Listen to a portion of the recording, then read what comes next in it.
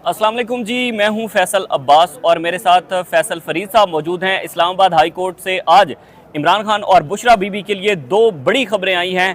फैसल फरीद साहब, सबसे पहले तो बताएं क्या डेवलपमेंट्स हुई है तोशाखाना और 190 बिलियन पाउंड केस में। देखिए 190 बिलियन पाउंड वाले केस में जो अलकादर ट्रस्ट केस जो है उसमें जो डॉक्यूमेंट्स मांगे गए थे वो प्रोवाइड कर दिए नैब ने, सो वो रेट अलाउ हो गई है। दूसरी जो जमानतें थी और जिसमें कॉल अप नोटिस चैलेंज किया गया था उसमें नया रेफरेंस फाइल हुआ है, तो वो इन्फ्रक्चर्स हो गई हैं और उस पर जो बेल्स भी हैं वो भी पोस्ट रेस्ट बेल भी जाएंगे और वो रेफरेंस जो है वो 1-2 दिनों में दोबारा चैलेंज हो जाएगा, बिकॉज नैब ने कि जो पहले कॉल अप नोटिस थे अब क्योंकि रेफरेंस में कन्वर्ट हो गए, लिहाजा वो रेफरेंस जो है वो चैलेंज हो गए। तो ये किस तरह से इसको देखते हैं?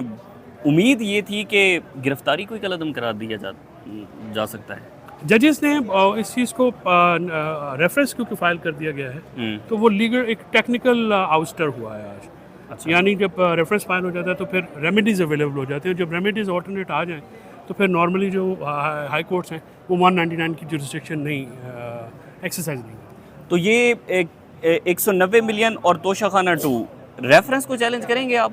तोशाखाना का जो है डेफिनेटली तोशाखाना, क्योंकि एक ही तोशाखाना 2 जो रेफरेंस जो नया आया है वो चैलेंज होगा। एक ही तोशाखाना पे बार बार गिरफ्तारियां, बार बार केसेस। बेसिकली तो जो है वो रगड़ा लगाना है ना, तो मतमा नज़र तो रगड़ा लगाना, तो कोई लीगल मैरिट्स पे बात थोड़ी हो रही है। क्योंकि आज वो अलाउ हो जाती तो खान साहब और बीबी दोबारा आ जाते, तो लिहाजा इनको रोकने के लिए उन्होंने रेफरेंस फाइल किए।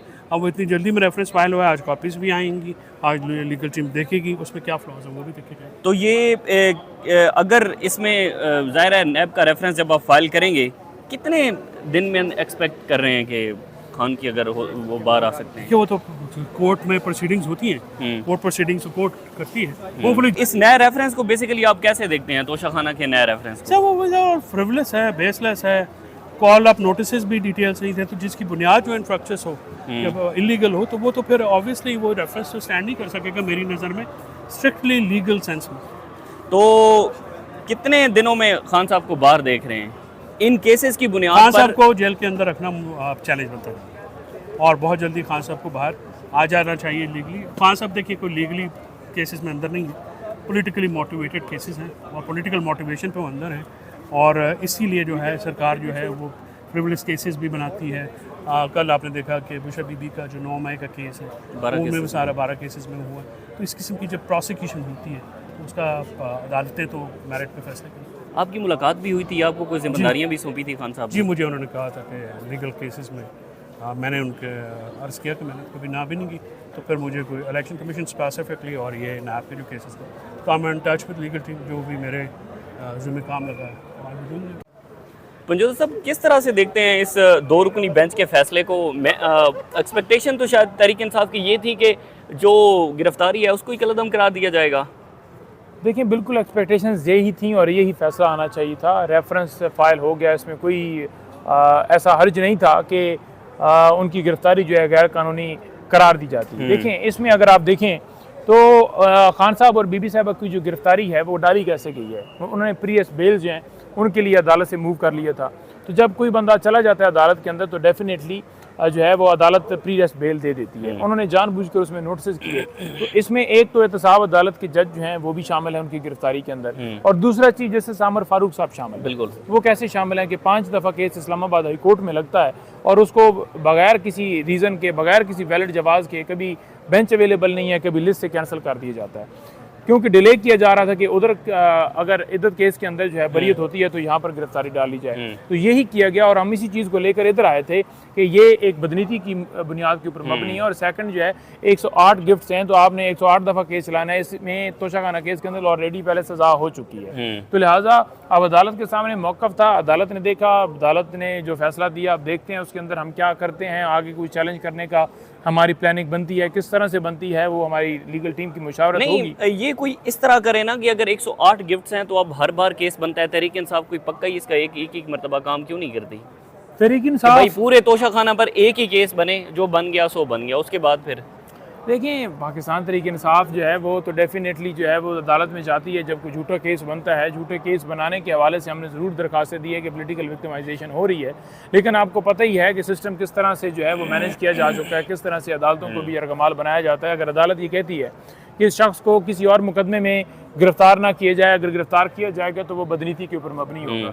तो उसके बाद आपने देखा कि किस तरह नून लीग का मीडिया सेल ट्रॉलिंग कर रहा था, किस तरह से आकर बातें कर रहा था। वो क्यों कर रहे थे? वो इसलिए बातें कर रहे थे क्योंकि वो चाहते हैं कि कानून मुल्क जो है उनके मुताबिक पहले आप झूठे केसेस बनाओ और फिर झूठे केसेस के अंदर अगर अदालत ये कहे कि इसको गिरफ्तार ना करो या किसी हिडन मुकदमे में या किसी 3 MPO के ऑर्डर में, तो यहाँ पर आकर कहा जाता है कि वो मुकदमा तो था ही नहीं इनके पास, तो ऐसे कैसे पहले रिलीफ दी है। आपने 200 केसेस बनाए, क्या एक भी केस आपने जेन्युइन बनाया? एक भी केस जेन्युइन नहीं। जब केस ही नहीं है जेन्युइन तो फिर आप जो है वो उसमें अगर अदालत जाकर इंसाफ देने की कोशिश करती है कि पॉलिटिकल विक्टिमाइजेशन नहीं होनी चाहिए तो क्या हर्ज है। यहाँ पर भी यही हुआ और हम बड़ा अफसोस करते हैं कि इस तरह का फैसला नहीं आना चाहिए था। जो उन्होंने हमारी दरखास्तें जो हैं गैर मौसर करार दी हैं, उन्होंने कहा है कि ये आपको रिलीफ नहीं मिल सकता। मैं तो नहीं समझता कि ये कोई अच्छा फैसला है। ये अगर पोस्ट अरेस्ट बेल आप दोबारा दायर करते हैं, दरख्वास्त दायर करते हैं, तो उसके बाद फिर कितना टाइम आप समझते हैं कि है इमरान खान साहब की रिहाई के लिए?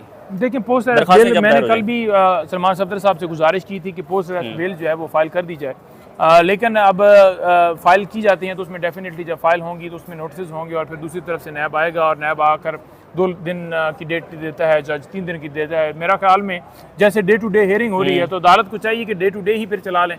जमानत लगती है, दूसरे दिन उसके ऊपर फैसला दे दें। अगर खारिज होती है हम हाई कोर्ट में जाते हैं, तीसरे दिन वहाँ पर हो जाए, लेकिन ऐसा मुमकिन नहीं है ना।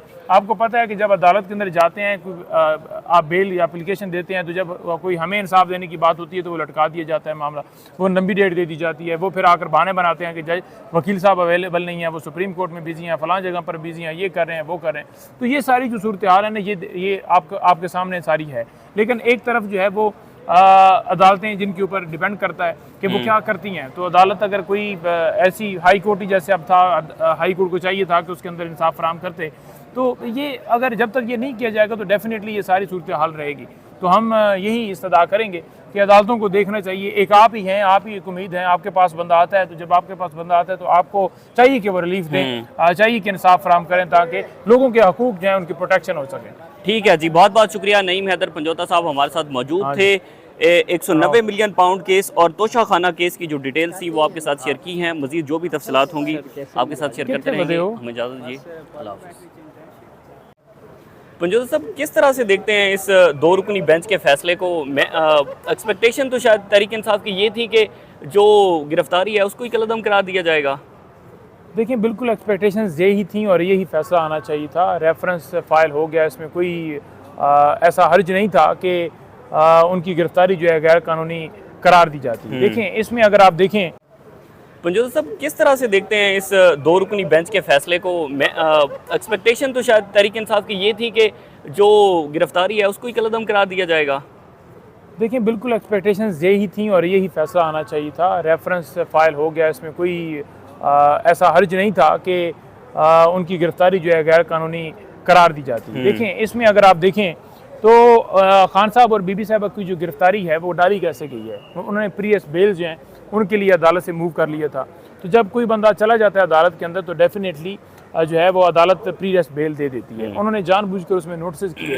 तो इसमें एक तो एहतसाब अदालत के जज जो हैं वो भी शामिल हैं उनकी गिरफ्तारी के अंदर, और दूसरा चीज़ जैसे सामर फारूक साहब शामिल, बिल्कुल वो कैसे शामिल हैं कि 5 दफ़ा केस इस्लामाबाद हाई कोर्ट में लगता है और उसको बगैर किसी रीज़न के, बगैर किसी वैलिड जवाज़ के, कभी बेंच अवेलेबल नहीं है, कभी लिस्ट से कैंसिल कर दिया जाता है क्योंकि डिले किया जा रहा था कि उधर अगर इधर केस के अंदर जो है बरीयत होती है तो यहाँ पर गिरफ्तारी डाली जाए। तो यही किया गया और हम इसी चीज़ को लेकर इधर आए थे कि ये एक बदनीति की बुनियाद के ऊपर मबनी है। और सेकंड जो है